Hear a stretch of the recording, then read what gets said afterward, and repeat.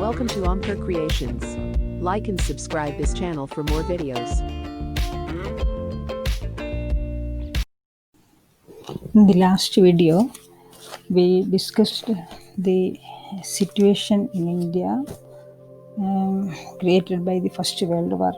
The new economic and political problems arose here during and after the First World War, and followed by this the economic and political problems, and followed by this the crop failure and the gradual famine, and in the midst the spread of influenza epidemics, and all these new developments, how much it could strengthen the national movement in India, and also mainly because of the appearance of a new leader and his new mode of struggle, that the national movement could strengthen.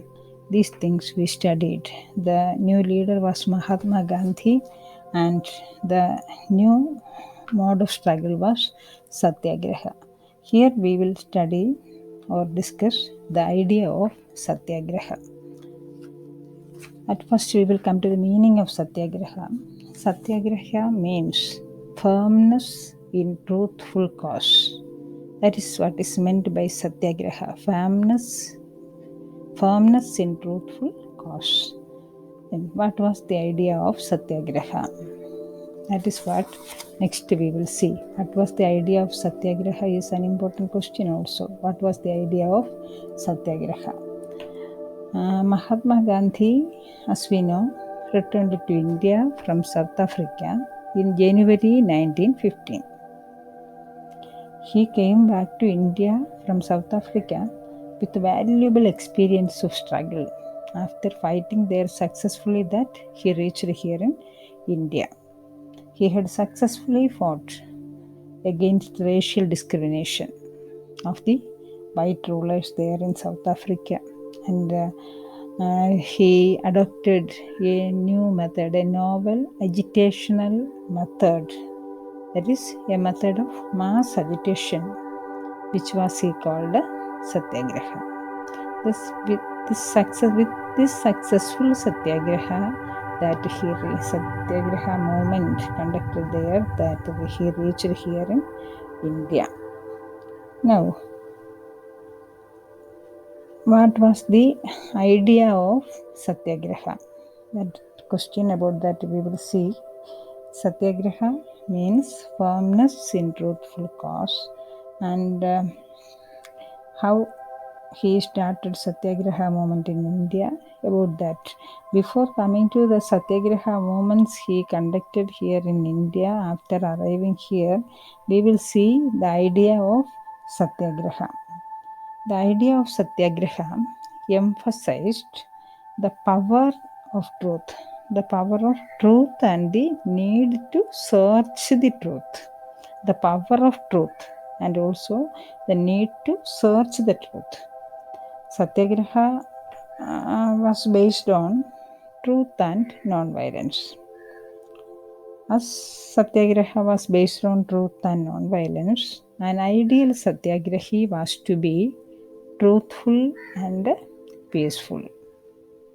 Satyagraha suggested that if the cause was true, if the struggle was against injustice, then there is no need to fight the oppressor with physical force. Physical force was not necessary to fight the oppressor. How? If the cause was true, cause of struggle was true, if the struggle was against injustice, the physical force was not necessary to fight the oppressor.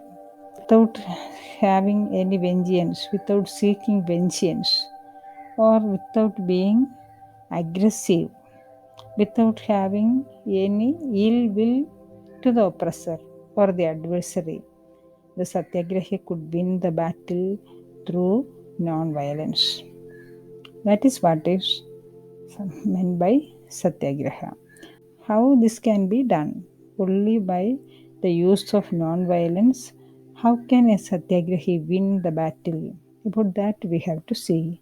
This could be done by appealing to the conscience of the oppressor. It is a soul force. It is appealing to the conscience of the oppressor. The oppressor had to be persuaded to see the truth. Instead of being forced to accept the truth through the use of violence, he had to be persuaded to see the truth. Ultimately, truth would win, truth would triumph. So, Mahatma Gandhi believed that this dharma of non-violence could unite all Indians, and thus it would become a mass agitation, and gradually we would win independence. So, he believed in Satyagraha, and when we come to this part, that sentence is very important. Mahatma Gandhi believed that this dharma of non-violence could unite all Indians. Explain. That is an important question. What was the idea of Satyagraha or this one? The same is the answer for both. Satyagraha, it is said of passive resistance. In South Africa, when Satyagraha was held, it is said of passive resistance, that it is the weapon of the weak, as the Satyagrahi is not able to face the aggressor. He uses this weapon called Satyagraha. So it is said that Satyagraha was the weapon of the weak, but this is not true. Satyagraha is not a weapon of the weak person.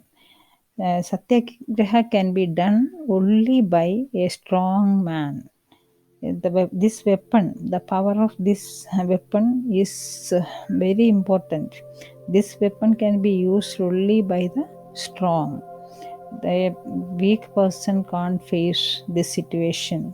One should be strong to follow non-violence against the oppressor. That power is, so we have to say, not passive resistance, but it is active. Satyagraha is not a physical force, it is pure soul force. It affects the soul, not applying any weapon by the aggressor, weapon by the Satyagrahi. At the same time, only it affects the soul of the oppressor. Here, a Satyagrahi does not inflict pain on the adversary.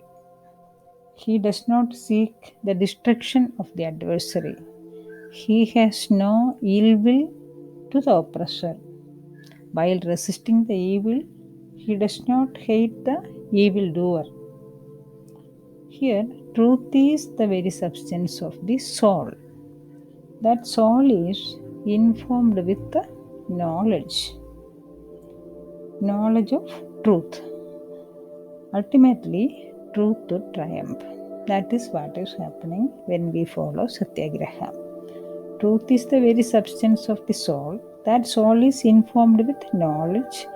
About what knowledge? Knowledge of truth.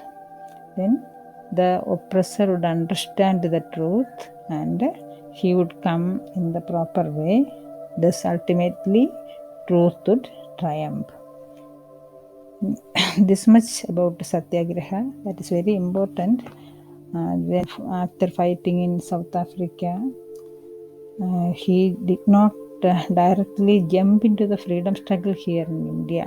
Even though he reached here after successfully fighting the Satyagraha movements in South Africa, he did not like to jump into the national movement in India. What did he do? That we will see here. Next, about the early Satyagrahas of Mahatma Gandhi. As we said, he reached here in India. Then he traveled in different parts of India to seek the situation, to observe the situation, and studied the problems of the people. And in this tour, he engaged in some of the Satyagraha movements and he could become successful. Thus, he could make some experiments here in India before he entering into the national movement when he reached here. Then at first Satyagraha movement at the Champaran district in Bihar in 1916. In 1916, his first experiment in Satyagraha took place. It was in Champaran district of Bihar. There, it was against the indigo planters. There, the peasants on the indigo plantations in Champaran had been cruelly oppressed by the European planters. The indigo was cultivating by the Europeans here in most of the places, and in Bihar also it was done. But the peasants of these plantations were cruelly oppressed by the European planters.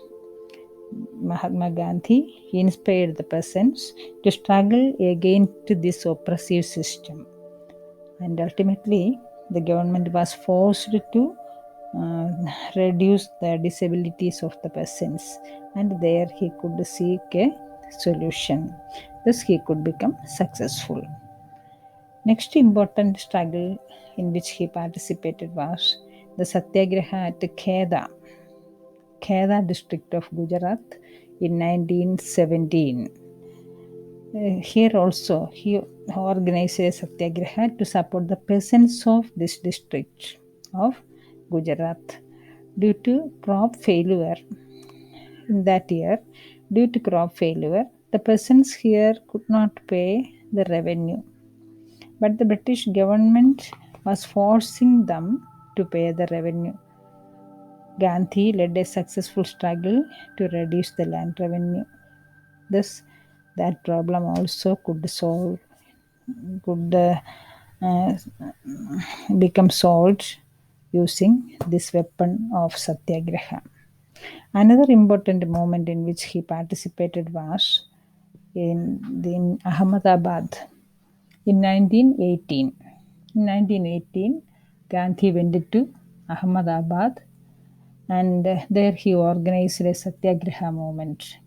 He undertook fast and death to force a compromise between the cotton mill workers and the mill owners. There, a compromise was made after he took fast and death. On the fourth day itself, the mill owners agreed to increase the wage. About 35% of wage increase was made by them at that time. There also Gandhiji could win. In all these struggles, he could win, and he could get direct contact with the masses in India through these struggles, and he became courageous to get into the national movement also. Next, we will study in the next video.